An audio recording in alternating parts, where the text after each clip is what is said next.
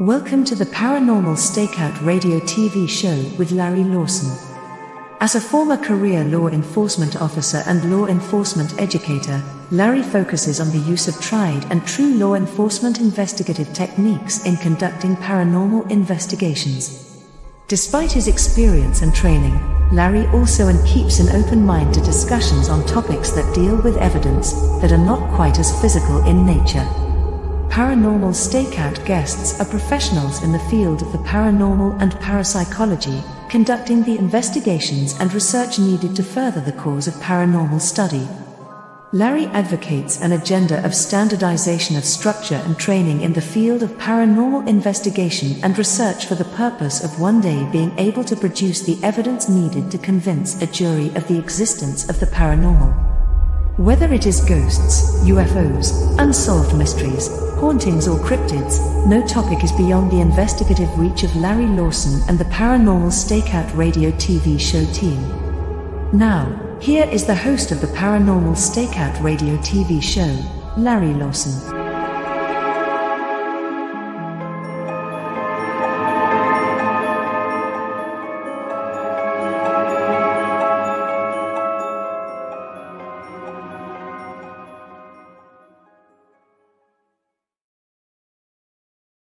And hello, everyone. Welcome back to Paranormal Stakeout. I'm your host, Larry Lawson, coming to you from the command post of the X-Zone Broadcast Network down here in beautiful Vero Beach, Florida. And folks, got a great show for you tonight. I'm very excited to have our guest on tonight. I think we're going to cover some very interesting topics. And for all of my listeners down in the lower 48 in the US of A, I hope everybody had a great Thanksgiving. I know I did. I had most of my kids here, and it sure does feel better when the kids are home. So at any rate, tonight's guest, very fascinating. Tess Tetrault. She's an energy healer and a intuitive psychic medium that lives right here on the Treasure Coast of Florida, near me. She also grew up in Long Island, and if you're from Florida, you know most people are from somewhere else. She's always seen spirits, especially as a child, but when she was 12, while on a family vacation, she had a near-death experience, almost drowning, which enhanced her or really had her pick up her psychic abilities. That tragedy, along with a lot of others, made her very relatable to clients who seek out her help, and it has continued her relationships with her deceased loved ones and is passionate teaching others to learn the signs of their loved ones. She found the Holy Spirit at age 12, and she's also a cancer survivor. So God bless you for that one. Tess has studied psychic development and mediumship with some of the world's most respected and well-known mediums over the last 15 years. Excuse me. So with that, I'd like to welcome Tess to my show. Hello. Tess, good to see you tonight, Tess. And good to see you too, Larry. Interesting background. Now, let's take it from the beginning. I want my guests to kind of get to know who Tess Tetrault is. Mm-hmm. And you like a lot of folks from Florida. I'm from Ohio originally. You're from New York, but we're all Floridians now. But tell me how you, as a young child, you experienced things. So take it from the beginning. Tell us about Tess. Okay.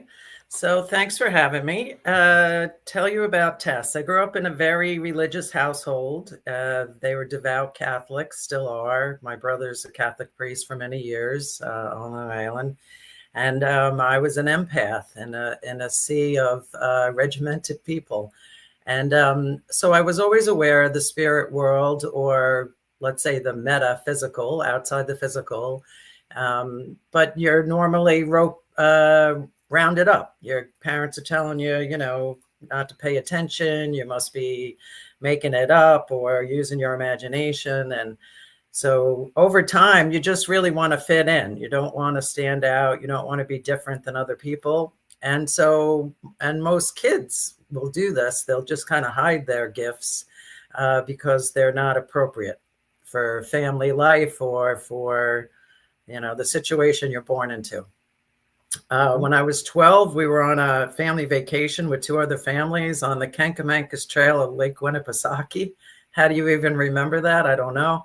But that's the name of this vacation area in the mountains of New Hampshire. and we were body wading in the water. And that's where the water passes over these large rocks, and it's like a natural water slide.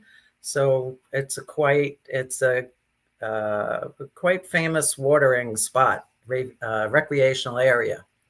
And somehow I wound up in deeper water, and I had a near-death experience, meaning that my consciousness was not, I had no idea that I was across the river now from safety, where it was just woods. And no one really even saw me, but somehow I got swept into deeper water. And in this experience, I saw the tunnel of light. And at the time, had no idea what my body was going through. I had no idea of where I was in relation to the river. And what happens is this watering spot, or this recreational area, it kind of emptied into this little pool. And on the one side, where the water that's closest to the picnic area, where the larger, smoother rocks are, that's the water slide park. And it empties right into this like swimming hole. But the other half of the river that went into the deeper water went over this waterfall that had boulders at the bottom that, you wouldn't have made it had you gone over there. And somehow my consciousness went to memories of my childhood, like odd memories in this near-death experience, because I didn't go straight to a tunnel with a light and feeling a pull there or feeling that overwhelming loving presence right away. I actually went to distinct memories, which I can recall like this all happened yesterday. Playing red light, green light on the neighbor's lawn with other children. They seemed very arbitrary memories of such a short life. I was only 12 when this happened. And then went to an earlier memory of when my parents had bought this house on Long Island, and we were, 2 and 4 years old. My sister and I, we were walking around the backyard, kind of discovering our new house and new yard. And I went to those memories, and then from there went to the tunnel of light. And I had a pretty typical near-death experience. I was aware of a greater presence there. I was aware of the overwhelming light that most people feel. I think the greatest thing that people bring back from that is that unconditional love. That's not something you feel very readily here. And it certainly wasn't anything I was really that in tune to, from my home upbringing either. Mm-hmm. It was a very judgmental household. So you were either right or wrong. You were good or bad. It was white and black. And it's all judgment. It's all, your behavior is all based, on judgment. So all this is going on in my head. I have no consciousness of where I am in the river. I have no idea that I'm in deep water and what's actually happening to my physical body. I was all in this mental picture in my head, and having this whole interior experience. Basically, I was told that it wasn't my time, and almost like a vacuum, the whole thing just went whoop and just ended. And then I'm looking around. Now I'm aware of where I am in this river, close to this fall that I wouldn't have survived.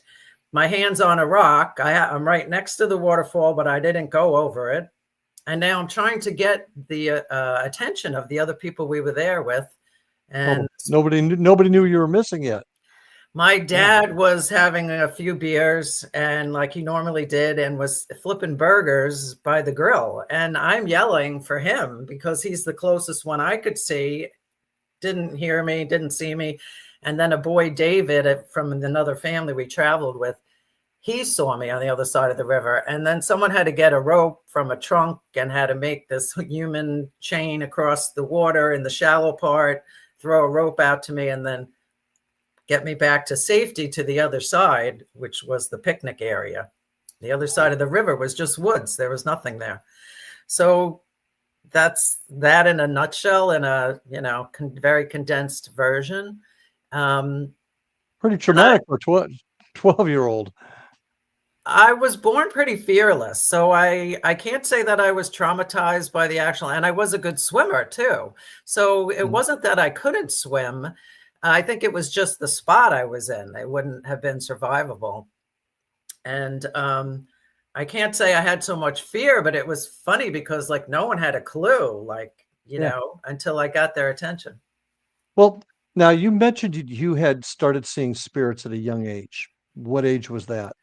Oh, probably 4 or 5. But my joke is that I shared a bedroom with a snoring sister for 18 years, and it was hard enough to get a good night's sleep. So had I said, who's the old lady by the closet? She is a very fearful person. I was very fearless, and we never would have slept. So I just pretended the old lady wasn't there. I covered my head with the covers and went to sleep. Then your NDE ended up really enhancing your abilities from what I More gather. so that, yes, but more so in a predictive manner, because as a kid, you're never thinking about your future, right? You're living in the moment. You're living in the day. So most of us, I guess, have more fear about our future. I did know when my grandfather got sick, and I did know, I knew his spirit had crossed. So that was more predictive in nature than it was as a kid. Coming out of that experience, that near-death experience, it became more of a knowing, I would say, and more about future events. Interesting. Now you mentioned you're an empath, and that means you feel what other people are feeling, but you call yourself also an intuitive psychic medium. What exactly is the definition of an intuitive psychic medium? An intuitive psychic medium would be someone that uses all their clairs, all their extrasensory perceptions. So they follow the 6 senses of the human body, but there are psychic senses. So clairaudience, clairsentience, clairvoyance, our knowing, our seeing. They mimic our physical senses, but they're psychic in nature. And they're usually connected to our energy centers or our chakras, which we have in the physical body. And if our chakras are, clear and energy's flowing, we can be quite receptive. Now, at the risk of we're coming up on our first break, but at the risk of going too far, for those that are not familiar with the term chakra, can you explain that? Well, chakras are considered vortexes, or by definition, they're wheels of light, and they're located. We have many in the body, but the most ones that are studied the most are the 7 main chakras of the human body. They start at the root or at the base of the spine and go up, and the 7th one is above our crown, above the physical head. What is it, an energy field? So there are energy centers located in our bodies. There's, a root, a sacral, a solar, a heart, a throat, a third eye, and then the crown. And they're energy vortexes that we're energy beings, really, Larry. So if we can start to think of ourselves like that, this may make more sense to some people. But this is from the Sanskrit tradition, the Vedics. They believe that, we have these energy vortexes located in the physical body. And when energy gets stuck in any one of these chakra systems, it can affect our physical health.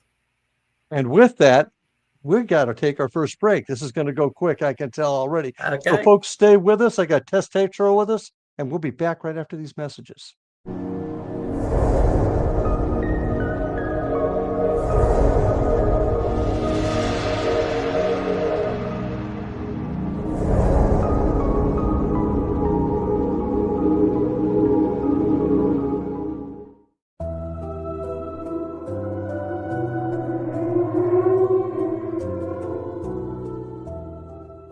Welcome to Haunted Indian River County by Larry Lawson. Indian River County is an idyllic vacation spot on Florida's east coast, not far south of Cape Canaveral. Known as part of the state's famed Treasure Coast, many are unaware of the deep and fascinating history this area played in the development of the Sunshine State. Also lost among its visitors and residents are the chilling stories of the hauntings that accompany this rich history. It is here that a man named Waldo still looks after his family and properties, 6 decades after his death. Or a retired preacher is seen digging up his hidden treasure, days after he died. Larry Lawson spent more than 40 years in the law enforcement and criminal justice education profession. He holds a Bachelor of Science degree from Nova Southeastern University and a master's degree in public administration from Troy State University. He serves on the board of directors of the Indian River County Historical Society, is the director of the Florida Bureau of Paranormal Investigation, and is the owner of Indian River Hauntings, LLC, where he provides historical and paranormal tours and events. He has been actively researching the history and paranormal legends of the Treasure Coast of Florida since 2010.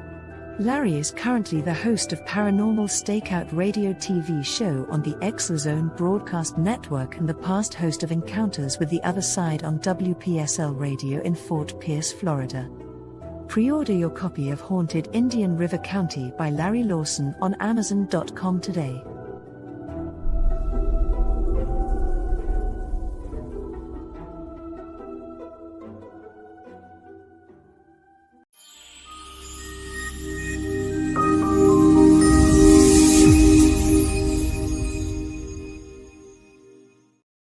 And we are back with my guest, Tess Tetrault. Now, Tess, interesting story getting into this. And here you are, born into a very religious family with these gifts. And you even mentioned that at age 18, you actually found the Holy Spirit. Tell me, so you're the Christian faith? At that time, yes, I was practicing the Christian faith because I had met a boy, my first love, and he was going through recovery.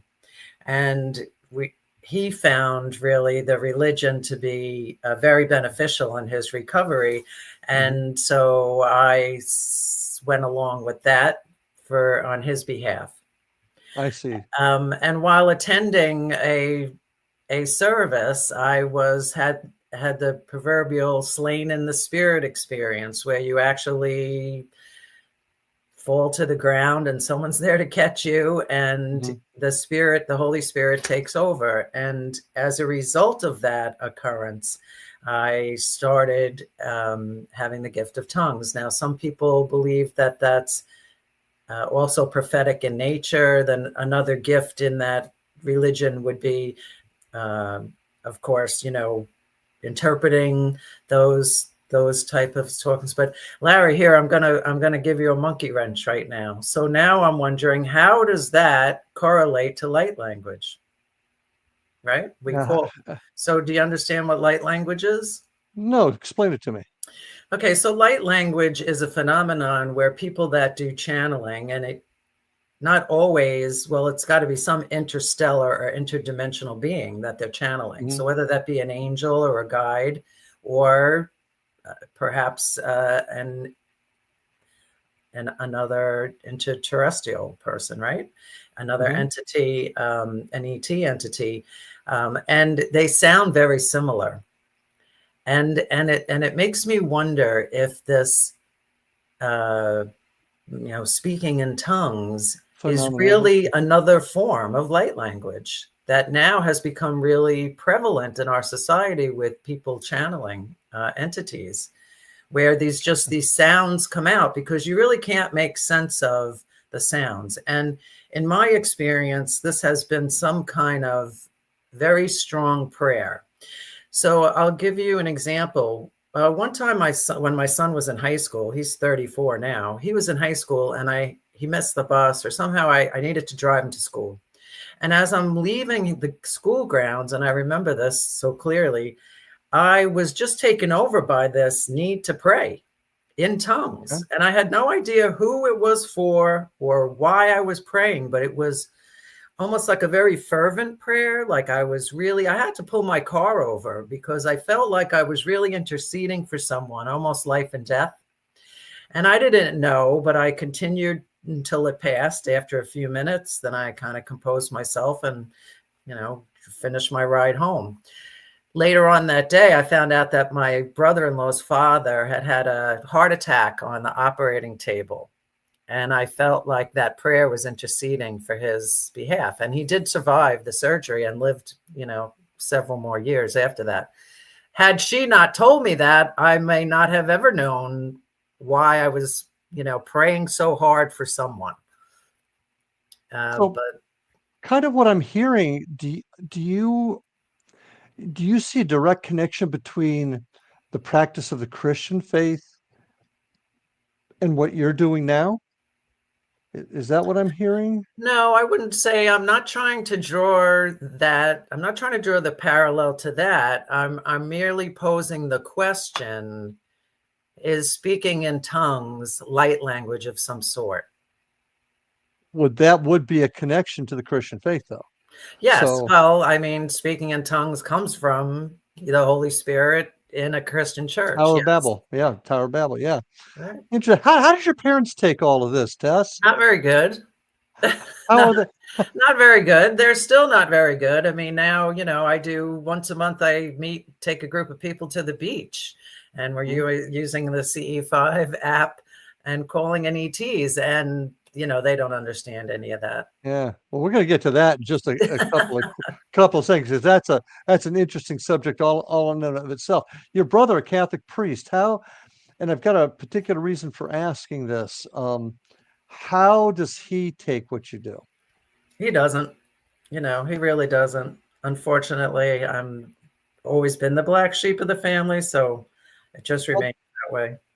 The reason I ask is my departed father-in-law, God bless his soul, was a Catholic deacon, and I always wondered how he was going to take me, looking into this field. And I told him, he looks at me, oh, we pray to spirits all the time. I think it's great. And I found it very, very interesting. And I find that the Catholic Church does tend to be a little more tolerant, depending on how you're doing this, and how you're conducting it, than some other Christian churches. I just found that very, very interesting, and was wondering if you had the same experience. So, yeah, it wasn't widely accepted or welcomed. No, it wasn't. I think most of us that are gifted, we stay in the closet for quite a long time until I guess we can't anymore. Do you feel as though the other side just keeps pounding on you until you finally say, okay, I'm here, I give? Well, my gifts really opened up in a professional way back in like 2020. I had started studying Reiki and got into a lot of meditation, but I went into meditation for a way of deterring anxiety, and so I went to I had a meditate class at the local library and got into meditating and met a guide right away who's been with me ever since. Very funny, has great sense of humor, and so, geez, where was I going with that? Meeting the guy at the library, and Yep, just learning how to meditate, and started studying Reiki in 2020, wanting to learn hands-on healing. And I was a dental hygienist. That was my career in New York for 30 years. And spirits started showing up at work, and I would be reading for the person in the chair. So, I'm getting tapped on the shoulder. I'm in a glasses, gloves, lab coat, and mask, and I'm all, in my work zone, and someone's Aunt Rose is here, so it's being tapped on the shoulder. Tell this lady in the chair who I'm working on that I'm Aunt Rose and I'm here to say hi. And that's how mediumship opened up professionally for me, because those people in the chair became my first clients. I would give them the message while I was cleaning their teeth, and then they would come back 3 months later and say, I don't need my teeth done. I just want to know the message. And then they became my first clients in New York. And that's how I got started professionally doing this 25 years ago. How did the dentist feel about you doing that? Oh, he loved it, because they were paying clients and they were still paying for their visit, and he didn't mind, and he was open to it. I actually read for him at one point, and he had a life-changing reading because his father came through and told him that he wasn't the cause of his demise. And in a couple sentences, I'll tell you that, because that was really quite profound for him. Mediumship can be very healing for people. His father they lived in Brooklyn. His father worked in a factory. My boss was in dental school, and his father said, could you give me a ride to the factory today? And he said, I'm sorry, Dad, I'm too busy at school, dental school. I can't today. And his father had a heart attack and died on the sidewalk. So for 35 years, he blamed himself that he was the reason his father died. And his father came through and said, no, you're not. No, you're not. I was going to go that day anyway. So you could imagine the weight that lifted off of him after all those years was, where his father, he was blaming himself. Now, did you find that up to that point, when you started realizing your clients' relatives were coming to you, did you ever go through a period where you just kind of like, I don't want to hear it, I don't want to deal with it, just let me live my life? Did you go through that at all, or were you always very active? No, I would say I can't. I would say by that point it was too hard to close that door. It wasn't the same as being a kid and just saying, no, cover your head with the covers. I don't want to, I don't want to see this or know this. At that point it was too hard to ignore, I guess. Okay. Now, and then when you see how it helps people, I think is really what inspires you to do the work. I mean, even working today, it can be very healing for some people. Now, you've mentioned you've studied with a number of folks. I'd like to know who they are, but I also am curious to see how many of the folks out there. You see a lot of folks on TV that do it. There've been a number over the years. Do you find that most of them have a sincere interest? The ones that you've dealt with had a sincere interest in helping others, or was it truly a monetary thing to them? I do find that you go into this line of work as a calling, just like any kind of help for others, just like my hospice work, it's a calling. And are there charlatans out there? I guess there are. Couldn't tell you. I couldn't sit here and name any. I think that karma would eventually catch up to you if that was your true motives for doing the work. Certainly anyone that's out there purposely deceiving someone, I wouldn't want to see what the repercussions of that is, either in this life or the next one, right?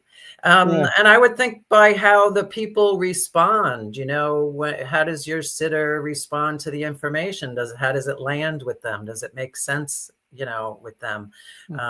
And some of this can't be proven. Some of this, you do in love and faith, a lot of things we do in faith, isn't there? Right. And so my teachers were, some you would know and some you wouldn't, like Janet Nohavik. She was an ex-nun who ran a church in New Jersey. I studied many years with her. She's deceased now, and she was quite the stern teacher too. Tony Stockwell from the UK, John Edward, James Van Prague,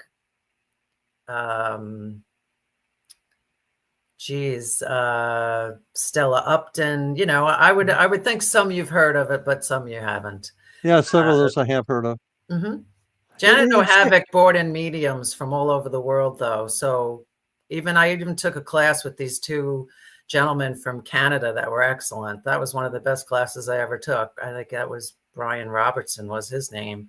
So I'm not sure that you would, know them all, but some of them were bigger names. And it seems as though this desire to help just kind of overshadows what all of them are doing. Like I said, I do recognize some of those names. Is this what you do now? Is this primarily what you do now? Yes. Okay. And all right. How many? And do you have a lot? How do people find you? Are you on the internet type of thing? Or? I have a website. Yes. In fact, a man called today from Vero and made an appointment and just found me on the web. So so I have a website, and that's, I guess, or on Facebook, and that's where most people find me. Do you find in times of like life's very difficult and very crazy right now around the world? Do you find that times like this cause folks to reach out to you more often than in quieter times? I would say yes, but I would think that they reach out more for private struggles than they do for, for universal struggles. It's more their personal things, what they're going through, dealing with the loss sometimes, not getting closure. Sometimes people die in questionable circumstances. Law enforcement. And people can get answers even about the end of someone's life and was anyone else involved. I mean, they've used psychics and law enforcement for answers like that. And I do believe those answers are possible. I do believe that you can't force anyone to answer, but that's true. But I got to unfortunately force you to stop right now because we got to go to a break. So stay with us, Tess. Folks, a lot more to come. We'll be back after these messages.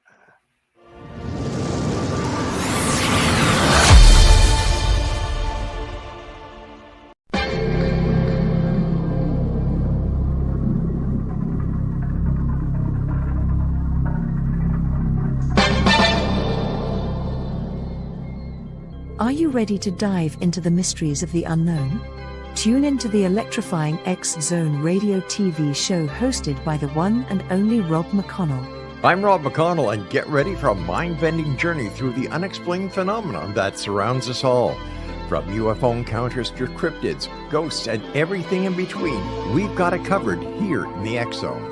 Rob McConnell, the seasoned investigator and renowned radio personality, brings you the most compelling interviews with top experts, authors, and experiencers from around the world.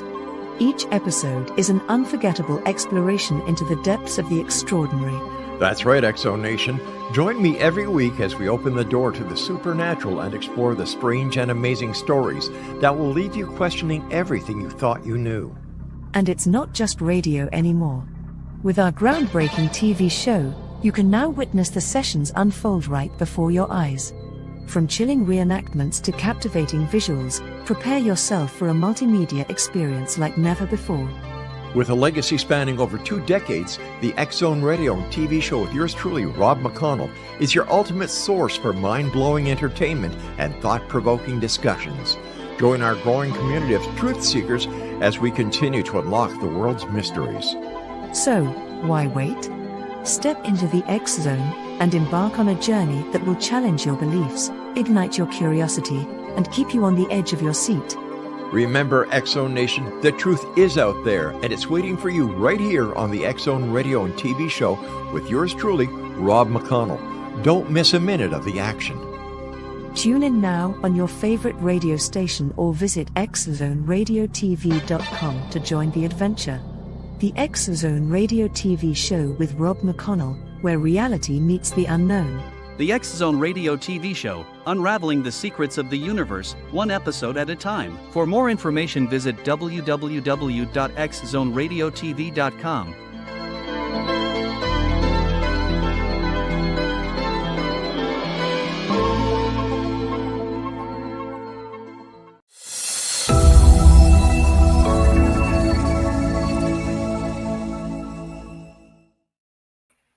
And we're back with my guest, Tess Tetrault. Interesting conversation and quite a story getting up to this point. But now I want to ask you a philosophical question. What is it? What is it you're experiencing? What do you think the other side is? You've seen spirits. You've communicated with relatives that have passed with your clients. What is this? Is it heaven? Is it dimensions? What do you think this all is? I think it's all a succession of dimensions. And I believe that we're all into an interdimensional reality, and the third dimension being fixed and physical, and then the fourth being more spiritual and just going fifth and sixth, going higher and higher. So I believe that when we die, just the physical body is deceased. We go back to dust, either in a coffin or being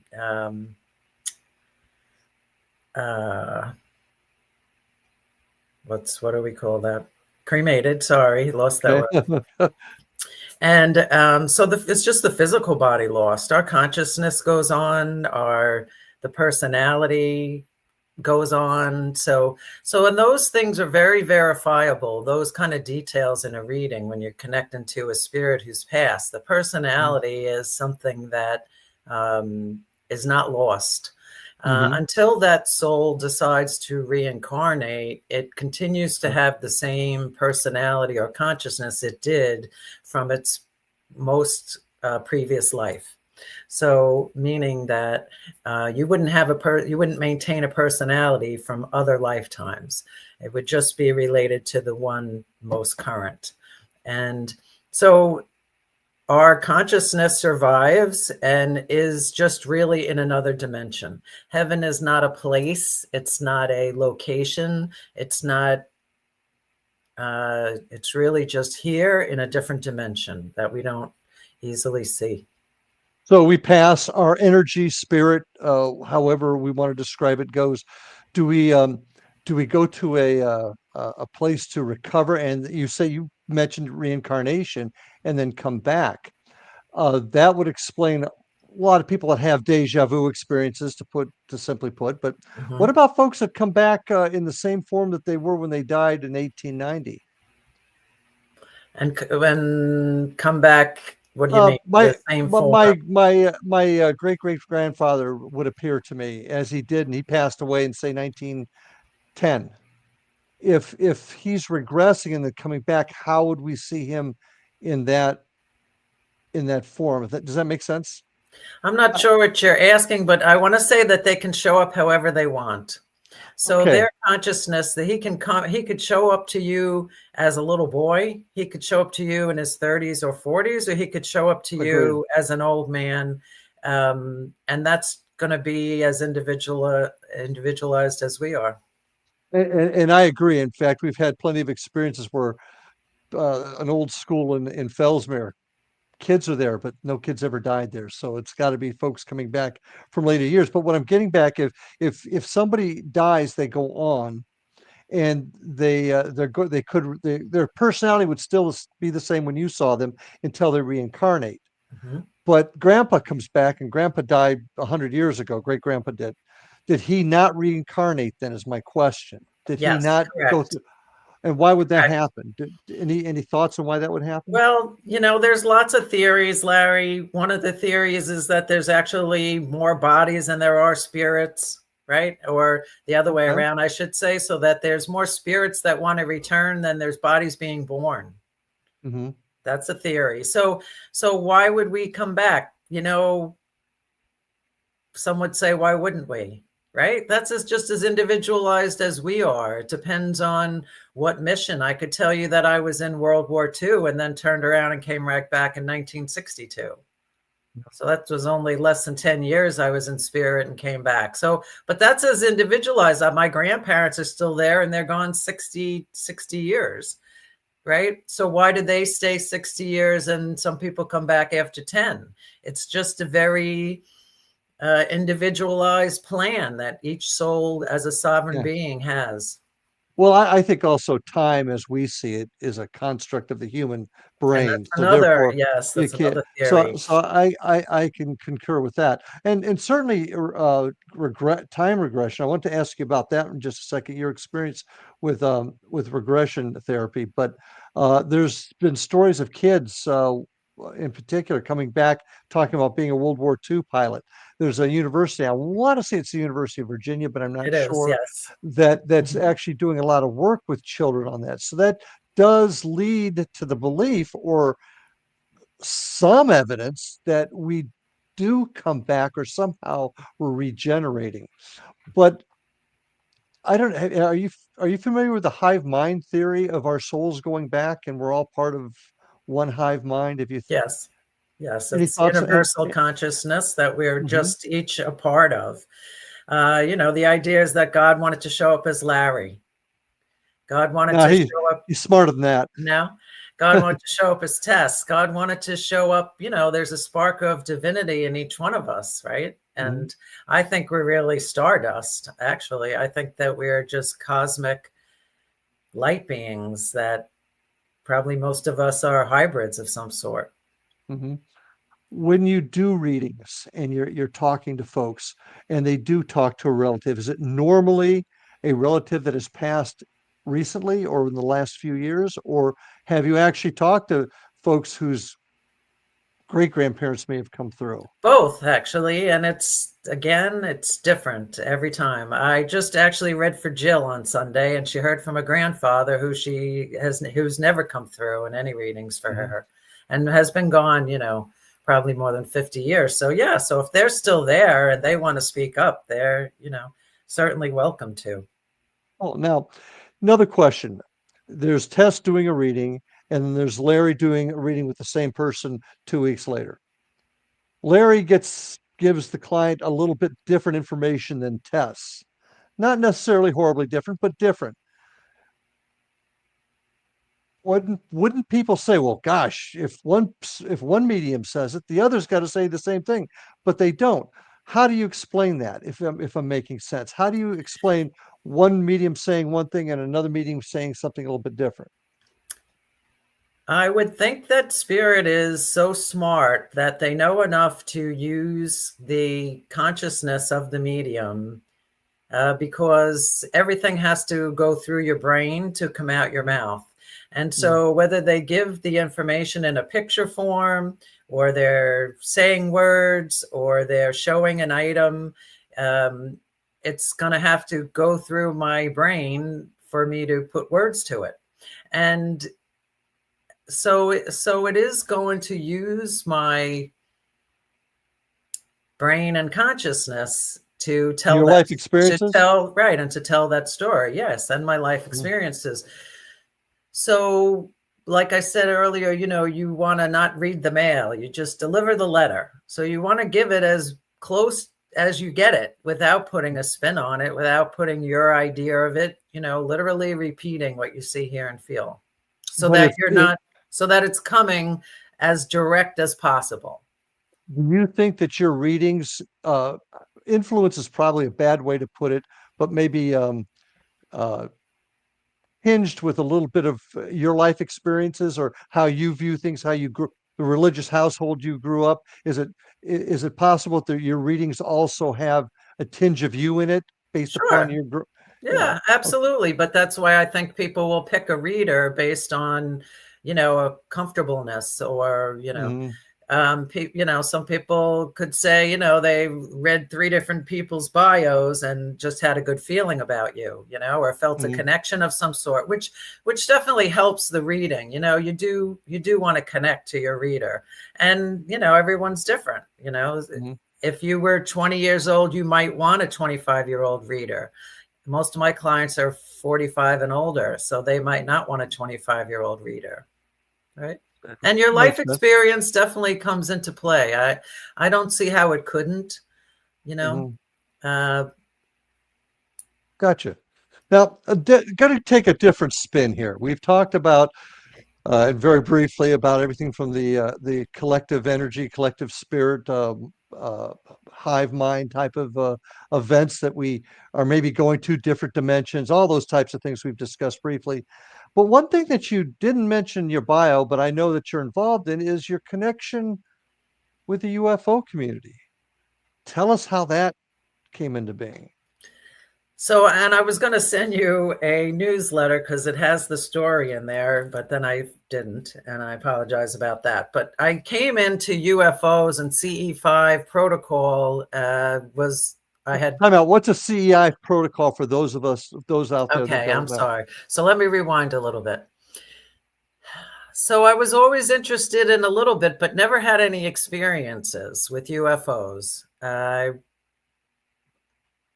I found Dr. Stephen Greer's work. He's a retired physician, emergency physician, who is one of the biggest names in the UAP and UFO communities, and someone who's in the forefront of getting the government to reveal what they have, right? Full disclosure. He just put a second movie out. One is Disclosure, one is called Full Disclosure, and this is just what the government's been hiding for 70 years. All this is starting to come out. So I was aware of him. I was aware of his work. I never had experiences with ETs.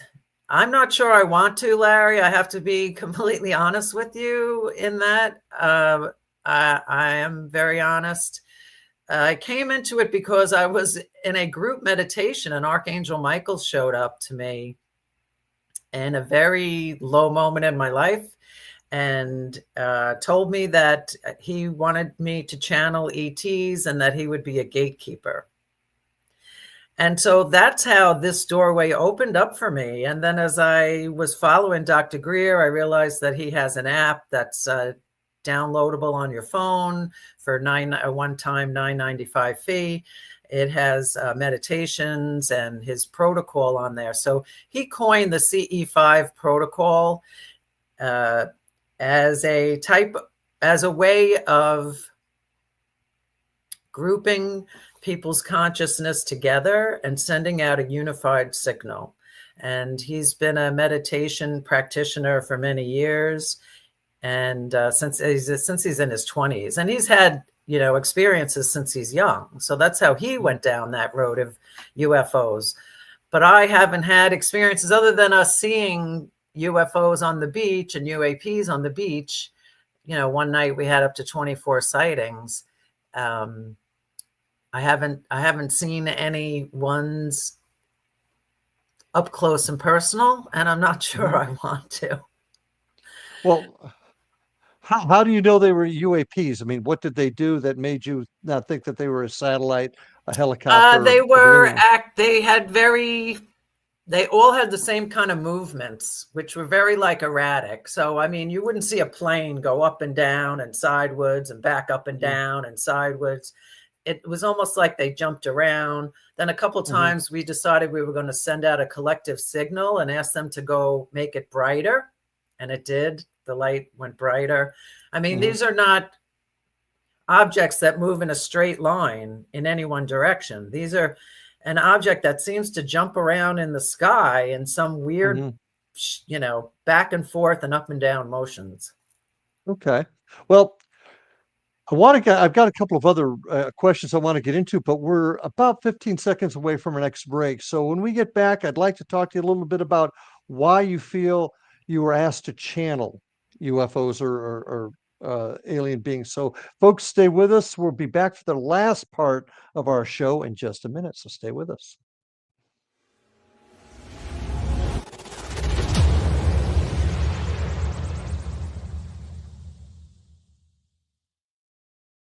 So I was watching the X Zone TV channel last night when I was abducted by aliens, and they kept repeating to me over and over again, simultv.com, simultv.com. What's simultv.com? That's what I asked them. They had it written on the side of their UFO. How do you spell that? UFO. No, I mean simultv.com. simultv.com. simultv.com. Right. simultv.com. Interesting that you were abducted by aliens in a simultv.com UFO last night. Oh, yeah? Yeah. Now that you mention it, I remember now last night I was awakened from a deep sleep. My great-grandmother was standing there. She said she come from the hereafter to tell me about simultv.com. She even spelled it out for me. simultv.com, sonny boy. simultv.com. simultv.com, sonny boy. Wow. Yeah. Guys, you'll never guess what my psychic guru just told me. simultv.com. Exactly. Are you guys psychic too? Of course. We all know about simultv.com. simultv.com.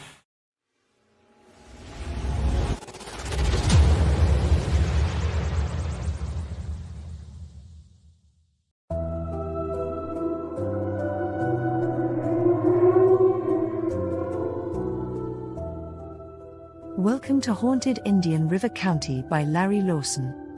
Indian River County is an idyllic vacation spot on Florida's east coast, not far south of Cape Canaveral.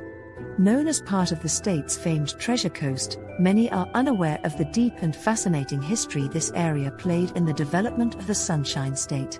Also lost among its visitors and residents are the chilling stories of the hauntings that accompany this rich history. It is here that a man named Waldo still looks after his family and properties, 6 decades after his death. Or a retired preacher is seen digging up his hidden treasure, days after he died. Larry Lawson spent more than 40 years in the law enforcement and criminal justice education profession. He holds a Bachelor of Science degree from Nova Southeastern University and a master's degree in public administration from Troy State University.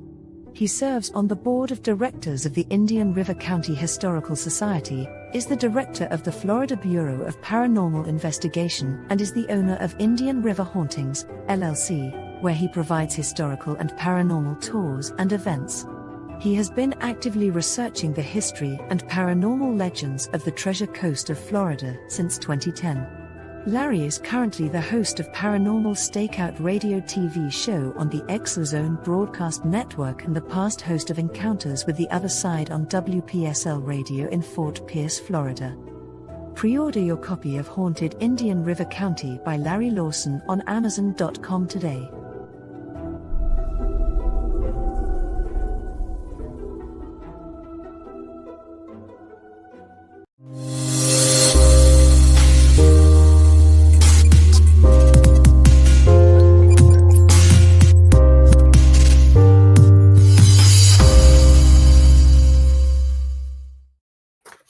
Welcome back, folks, with my guest tonight, Tess Tetrault. And wow, this evening has gone quickly. But I want to make a comment first. If you want to see some really terrific other broadcast shows on this network, go to xzbn.net and see all the terrific shows on the X Zone Radio and TV channel.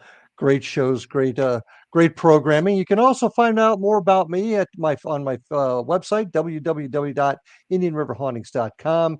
You can catch us on Facebook at Indian River Hauntings or Florida Bureau of Paranormal Investigation.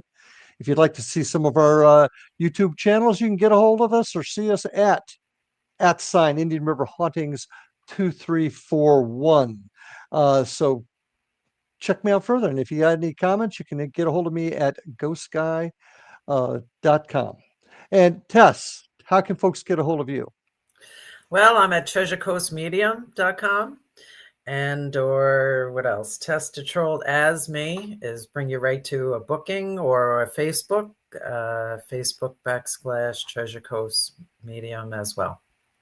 And I made a little mistake there. If you need to get a hold of me, ghostguy59@gmail.com is the best way to get a hold of me directly. So fascinating stuff. I do want to ask you, going back to our last bit of our conversation there, why do you think the Archangel Michael, I'll get it out, wanted you to channel alien life forms? I mean, how did he just say, "Hey, Tess, I got a job for you," or did something develop that led you to that? I wouldn't say so. I mean, twice. I've worked with other archangels before, but not Archangel Michael unless I was doing a property clearing. And it was in a group meditation where this happened, where Archangel Michael showed up to tell me this. The first time I was waiting for a judge's decision, and it was at a very stressful point in my life. And I couldn't tell the story without crying until recently, but now I can get through it.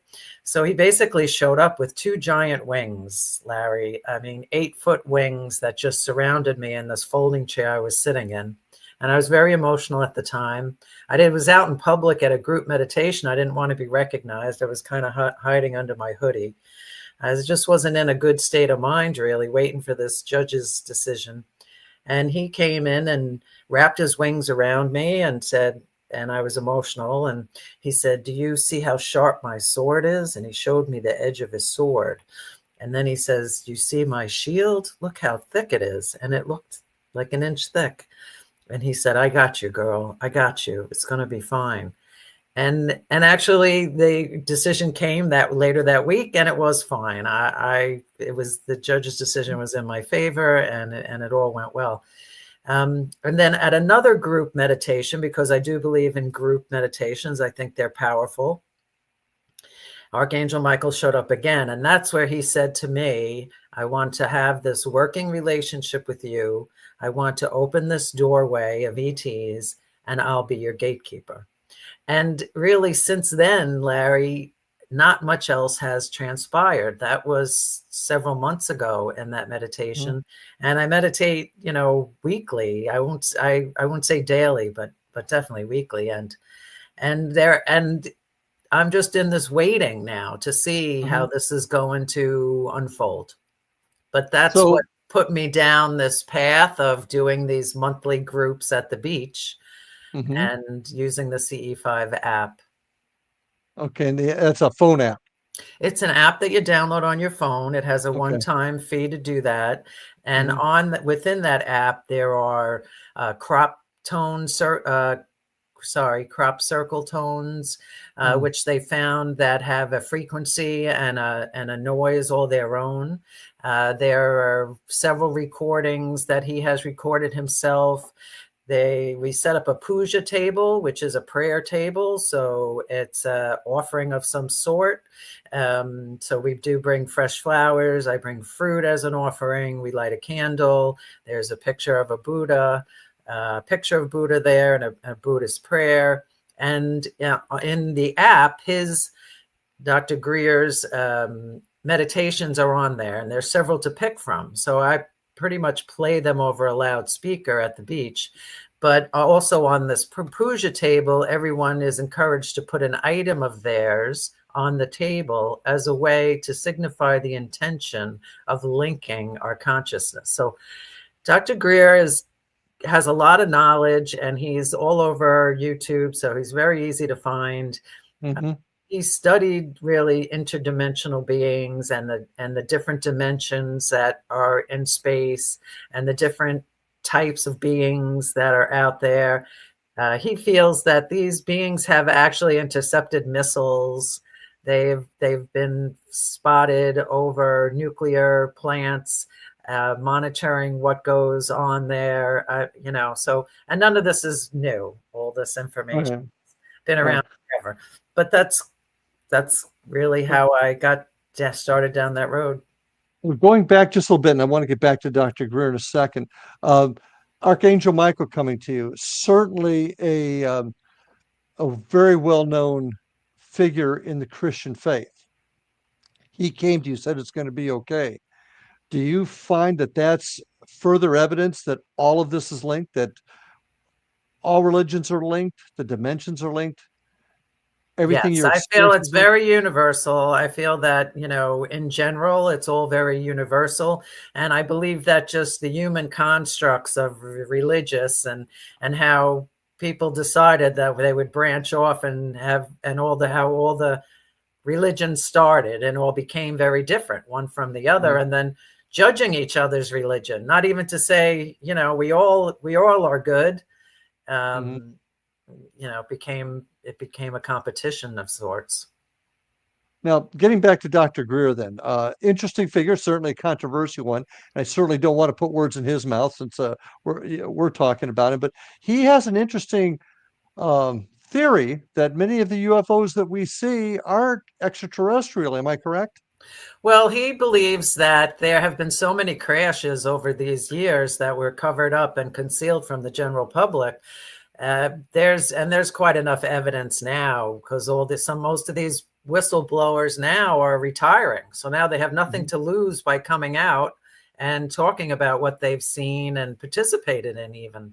And so, they feel that they have, he knows for a fact that they have reverse engineered ships. And that's the thing. Are we looking at one that's a true ET ship, or is it one that the American government has re-engineered to look like a ship?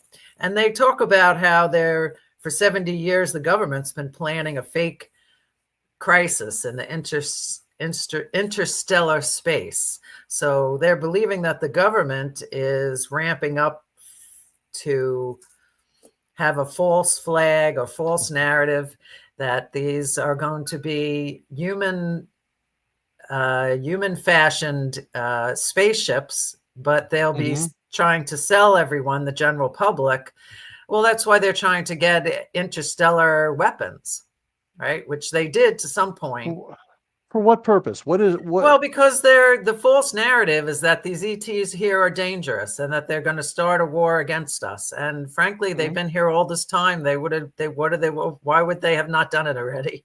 If they were here for negative reasons, well, what are they waiting 70 years for? And then some people believe they've been here. They built the pyramids. Some people believe that ETs and angels have more in common than we know. And that leads back to the question you just asked me, how connected is all this? I believe it's very connected. I believe it's just semantics. It's what do we want to call it? What religion do we want to name it? What entity? What do we want to call it? But these things have been around for a long, long time. This is not new. But that's the false narrative that he talks about, that the government And is trying to fund interstellar weapons, saying that we need them against the ETs. okay, but what? And I'm not asking you to put words in his mouth, but from what your interpretation is, once again, why he wants to start a war with them, or he just No, what's he's not. No, he believes it's friendly contact. He doesn't believe that they're here for negative reasons at all. He believes that the opposite of that. He believes that they have already stopped missiles from launching and blown them up midair. And that the ETs have physically done this. That the ETs Okay. have physically done this over nuclear plants that are in full operation now. And the whole thing is that the elites, the big money makers in our society, all make money when there's a war. So they all want a war. Even if it's a fake war, it's still a war. So building up the arsenal, but not actually using it on anything right now, just to build it up. No, but they can, right. They can still fund it. They still want to get taxpayers' money to fund these weapons that we don't even need. Mm-hmm. And they have built some already. You know, they did, I think, with Eisenhower I'm pretty sure as President Eisenhower got money for interstellar weapons. Like they had started it already, but I think over the years, maybe they weren't funding it as much. Well, there's a lot of talk, not just from Dr. Greer, but I've also heard it from other places, that the Tic Tac, the famous Tic Tac that was caught by Navy fighter pilots, I believe off the East Coast, I think they may be both coasts, but are actually not extraterrestrial, but aircraft or flying objects created by the Lockheed Skunk Works. Are you familiar with that at all? Yes, Lockheed's, and there's a couple other companies besides. Yeah, those are the ones that are all involved with. Even you're going to hear news about cloning. That our American government has cloned ETs and humans together. So we've got ETs here right now. Okay. We have ETs here right now. Some people believe they've been here for thousands of years, and was the civilization that actually built the pyramids. There's another theory that under the pyramids in Egypt is an actual ET space station. This is something that they just discovered. Well, I've also heard rumors that there's under the Griffith Park Observatory in California, there's a large and also there's supposed to be places in the ocean. Okay. Now, different types of ETs. These are not all from the same spot. We've heard of the Nordic ETs, the reptilians, the Palladians. Yep. There are several. There are plenty of races, and some we haven't even, we're not even aware of. Yeah, it's quite, and to think like we're the only entities in the universe is pretty small-minded, right? I mean, I would agree. The universe is a big, huge place. I would agree. I would agree with that. But I've got to ask the question: how come, if all of them are here, how come we haven't seen more? I mean, okay, the government has put a clamp down on it, but now Greer is talking about the government's flipping the story on us, saying that what we're seeing is actually reverse engineered spacecraft. Well, that it could be, right? Yes, that it could be. Mm-hmm. Well, I think he's pretty strong on that subject, from what I've seen anyway. So interesting. And it changes every day. I mean, I get his emails all the time, and he's forever, writing, recording YouTube clips, or interviewed, or being interviewed, what have you. And you're just going to see more and more of this, especially in 2026. I think is going to be a really pivotal year. Well, that's what we're hearing. For this disclosure to happen. And I'm not sure if this will be this, what they talk about, this main thing that's they're going to stage this, but it's been in the plans for 50 years. Well, all I can say is stay tuned, folks. And unfortunately, Tess, our time has come. This show went very, very fast, covered some very interesting topics. Hope to have you back again on the show again soon. Thanks for joining us, and thank all of you out there for joining us tonight. I hope you enjoyed the show, and we'll look forward to seeing you on the next episode. And until then, take care, and we'll see you on the other side. Have a good night.